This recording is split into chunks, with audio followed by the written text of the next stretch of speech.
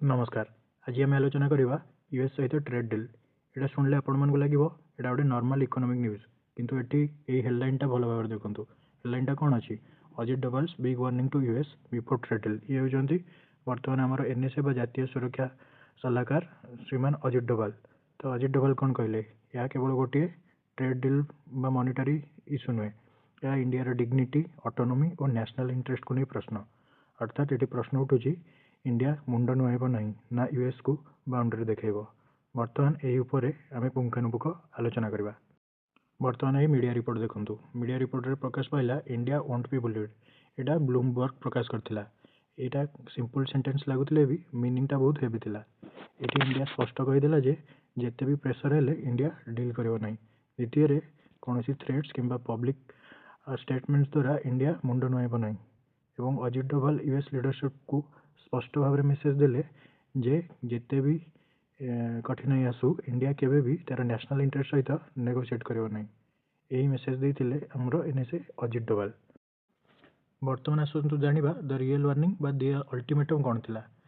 अजित डोभाल सीधा कहीदेले जे इंडिया कौन भी प्रेसर एक्सेप्ट करिवो नाही। एवं द्वितीय इंडिया पब्लिक ह्यूमिलेशन रे कौन भी डील साइन करिवो नाही। एवं इंडिया कौन भी स्टेट रो थ्रेट्स को मानिवो नाही। एवं जदि डील टी अनफेवरेबल है बा इंडिया सपेक्ष गला नहीं, इंडिया वर्ष वर्ष पर्यंत वेट कर पछे हेले ये डील को साइन करिवो नाही। यह आमर कौन ड्रामा बा पॉलिसी स्टंट नथिला, यह थिला प्राइवेट डिप्लोमेसी। तेरे वर्तमान प्रश्न आसूची एमती स्ट्रॉन्ग मेसेज कौन पाई? किंतु यह पचार यूएस रो ट्रेड प्रेसर। आपण मैंने जानते इंडियन एक्सपोर्ट्स उपर हाई टैरिफ्स लगा जाइथिला। द्वितीय इंडिया को गोटे क्लोज्ड इकोनॉमी बोली घोषणा करा जाइथिला। एवं यूएस लीडरशिप पब्लिक क्रिटिसिज्म जारी रही।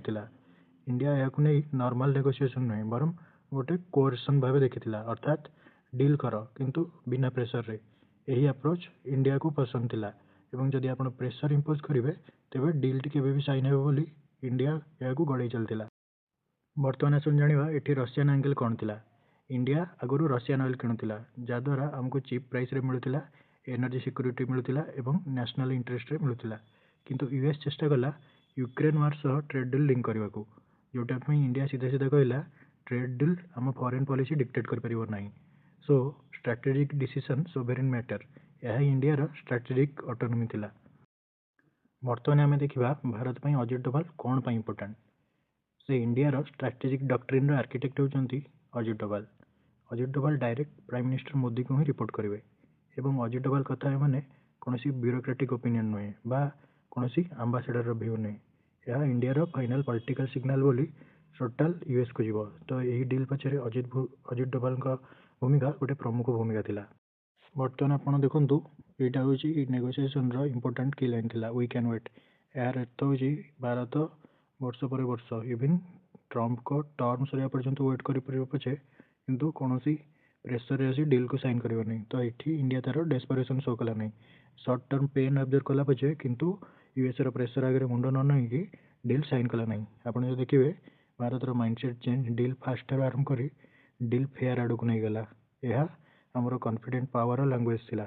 सो at last we achieve a fair deal, not just a fast and a pressure deal. बर्तमान आसत बुझा डोभाल को डिप्लोमा स्टाइल केमिति थिला। सो अजित डोभाल को मेसेज कौन सी आग्रेसिव नथिला, थ्रेटनिंग नथिला बा इमोशनल नथिला। तो डोभाल सीधा सीधा गोटे काम, स्ट्राटेजिक एवं क्लोज डोर मेसेज देले। यह को असर्टिव डिप्लोमेसी में कहूँ जहाँकि साइलेंट थिला किंतु पावरफुल थिला। बर्तमान आसन देखा आफ्टरमाथ बा यही मेसेज पर यूएस अप्रोच कौन है। यूएस रो टोन सॉफ्ट हो गला एवं कम्युनिकेशन स्टाइल इंप्रूव है एवं ट्रेड टॉक्स रिज्यूम है। So tariff revisit compromise signal मिलला, अर्थात मेसेज टी इफेक्टिव थिला। एवं यह पर ग्लोबल रिपल इफेक्ट स्टार्ट होगला। जदि आप मीडिया हेडलाइंस गुड़ा देखिए India west trade deal global politics रे गोटे रिपल इफेक्ट आणला। कौन आणला? इंडिया जे सेल्फ रेस्पेक्ट बेस्ड स्टैंड नेला, Asia, global south, developing nation. तो ये गोटे स्ट्रॉन्ग सिग्नल देला। सबुठारे सिग्नल गला India can say no to US. जदि आप यार बिगर पिक्चर को देखिए तो भारत रो स्ट्रेटेजिक ऑटोनॉमी नेगोशिएबल नुहे, इकोनॉमिक पार्टनरशिप माने पॉलिटिकल कंट्रोल नुहे। So India can say no to any country at any time. तो यूएस जोटा मोनोपोली थिला, जो वर्ल्ड लीडर्स मान को तार କହିବା ଅନୁସାରେ ନଚାଉଥିଲା ସେଇଟା ୟୁଏସ୍ର ଭାଙ୍ଗିଗଲା। ଡିଲ୍ ତ ହୋଇଗଲା, କିନ୍ତୁ ଏଇ ଟ୍ରେଡ୍ ଡିଲ୍ ପଛରେ ଯେଉଁ ଭାରତର ସବୁଠୁ ବଡ଼ ଭୟ ଥିଲା ସେ ହେଉଛନ୍ତି ଭାରତର ଫାର୍ମର୍ସ ମାନେ ପ୍ରୋଟେକ୍ଟେଡ୍ ରହିବେ କି ନାହିଁ। ଭାରତର 3ଟା ସେକ୍ଟର ଯେଉଁଟାକି ଫାର୍ମିଂ, ଏଗ୍ରିକଲଚର ଆଉ ଡାଏରୀ ଏଇ ଡିଲ୍ରୁ ସେଫ୍ ଆଉ ଆଉଟ୍ ରହିଲା। ତ ଏଥିରେ ଗଭର୍ଣ୍ଣମେଣ୍ଟ କ୍ଲିୟର କଲା ଯେ farmers interest can't be compromise. So Americans dairy product can't enter Indian market. So completely protected ମାନେ ଚିପ୍ ଇମ୍ପୋର୍ଟସ୍ ଆଲାଉ ହେବ ନାହିଁ। କୋର୍ ଷ୍ଟାପଲ୍ସ ଅନଟଚ୍ଡ ଯେଉଁଟା ଆମର ରାଇସ୍, ହ୍ୱେଟ୍ ଏଗୁଡ଼ାକୁ କୌଣସି ବି ଆମେରିକାନ୍ସ ଟଚ୍ କରିପାରିବେନି। High tariffs and strict rules are remain. So Indian farmers ମାନେ ପ୍ରୋଟେକ୍ଟ ହେଇଗଲେ। ତ ଏଇ ଡିଲ୍ଟି ଆମକୁ ଶିଖେଇଲା trade important, growth important, but self respect is non negotiable. ସେଥିରେ ଆପଣଙ୍କ ମତାମତ କ'ଣ କମେଣ୍ଟରେ ଲେଖି ଜଣାନ୍ତୁ। ଜୟ ଜଗନ୍ନାଥ।